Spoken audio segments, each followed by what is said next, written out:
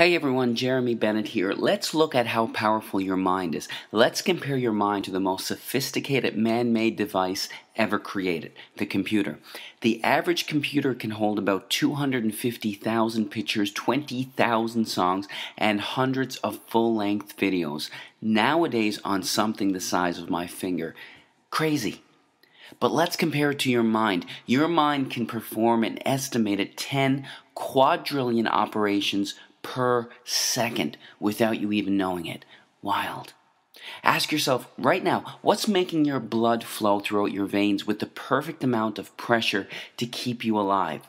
What's making your heart beat right now? Are you consciously commanding your heart to beat right now? No. What's maintaining your body core temperature to the perfect degree to keep you alive? What's doing the 6 trillion things to your 60 trillion cells every single second? It's something called your subconscious mind. This is the powerhouse to who you are. Your cat has it, even your puppy has it.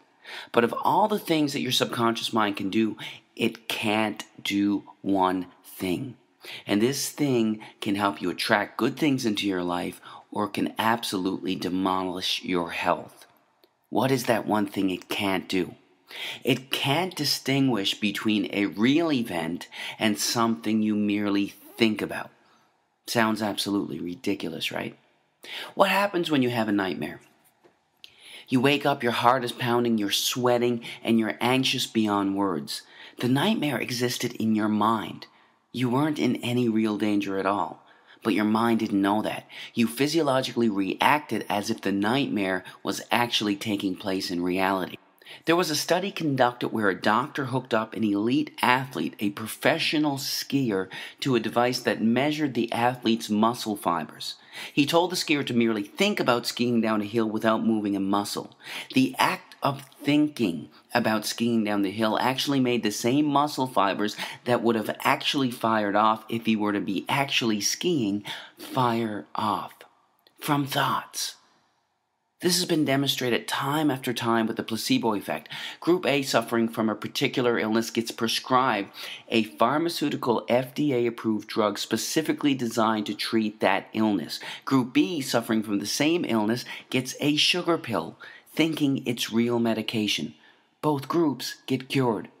In fact, the New England Journal of Medicine published a study involving two groups suffering from the same degenerative knee disorder.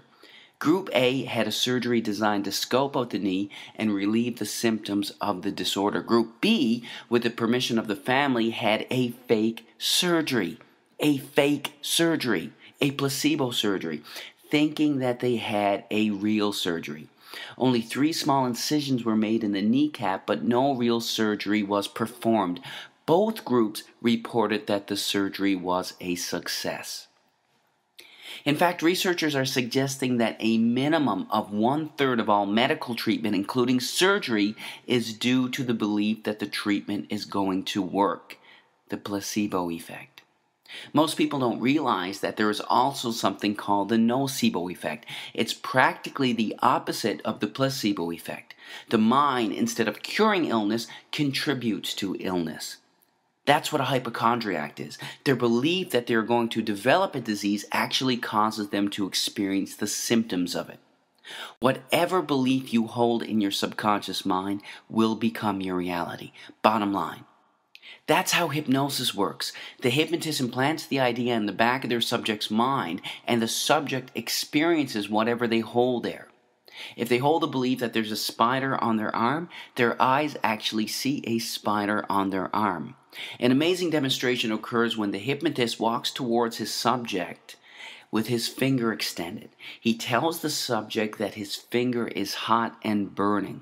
The hypnotist slowly touches the subject on their arm, and a blister actually forms in the exact place that the finger touched. Now, this is crucial to understand in all healing. Free will, as we understand it, is practically an illusion.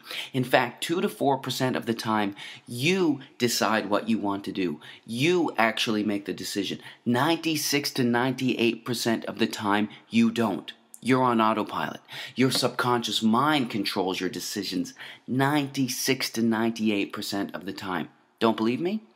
Do you like ice cream? If you do, snap your fingers and stop liking it. Do you enjoy watching sports? Snap your fingers and stop enjoying it. You can't. 96 to 98% of the time, everything we crave, desire, and act upon comes from what we hold predominantly in the back of our subconscious minds. Whatever we hold predominantly in the back of our subconscious minds, we are attracted to in life. What happens when you buy a new car? It's the only car you see on the road for the next 2.5 weeks. You saw those cars before you bought your car, but why didn't they stand out to you? Because you didn't own that car yourself. You weren't thinking about it yourself. What you hold in your mind, you're attracted to in life. That's how subliminal ads work so effectively. They work so effectively that they are banned in over 10 countries as a way to advertise. So if what you hold in the back of your subconscious mind shapes your reality, what shapes your subconscious mind? Practically everything that you're exposed to, everything that you see, hear, smell, taste, and feel is shaping your subconscious mind. Let's look at some specifics. Television. Here's a scary stat. By the time a child finishes elementary school, that child has witnessed an estimated 8,000 simulated murders on TV. All of these extremely graphic scenes are sinking back into their minds. And don't be tricked by Hollywood or cartoons. In the most important developmental years, when a child should be taught compassion and understanding, extremely intelligent minds behind the creation of perceived harmless children's cartoons are sinking violence into the back of their minds. Don't be fooled. What are you listening to on the radio? Every single word or thought you hold in your mind has a particular vibrational frequency. Negative words or intentions have slower vibrational frequencies, and positive words have higher vibrational frequencies. This is a song by Lady Gaga called Bad Romance. Some of the lyrics are, I want your drama, I want your ugly, I want your disease, I want a bad, bad romance. Our thoughts create us.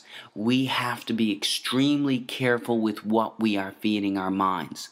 Music can be beautiful and beneficial, but it can also have a negative impact on your health.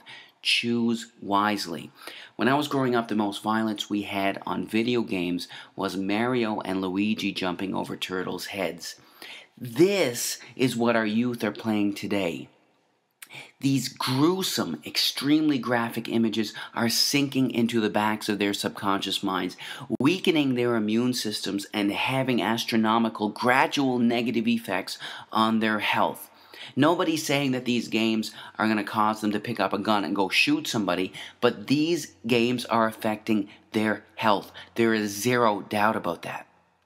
What happens when you gossip? In order for you to gossip, you have to hold a negative memory and negative thought inside of your mind.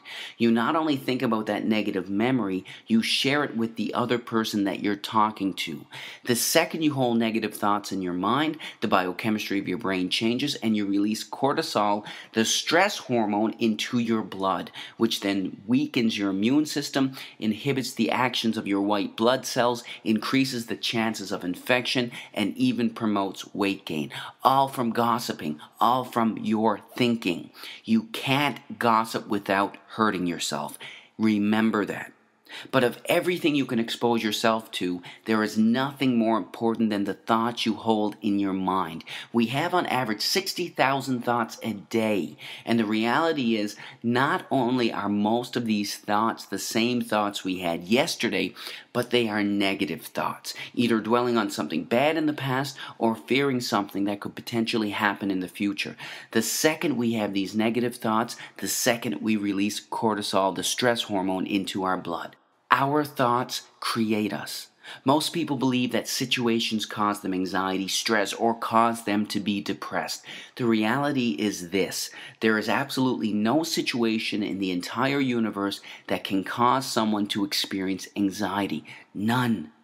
It's your psychological reaction to the situation that can cause you to experience anxiety, not the situation itself. This is crucial to understand. Why is it that when one person skydives, their brain releases endorphins, the good feeling chemical, into their blood, while releasing cortisol into another's? It's the same situation. How can the company of one person cause excitement in one person while making another person stressed? It's because it's never the situation that causes anyone to experience anxiety, but their reaction to it.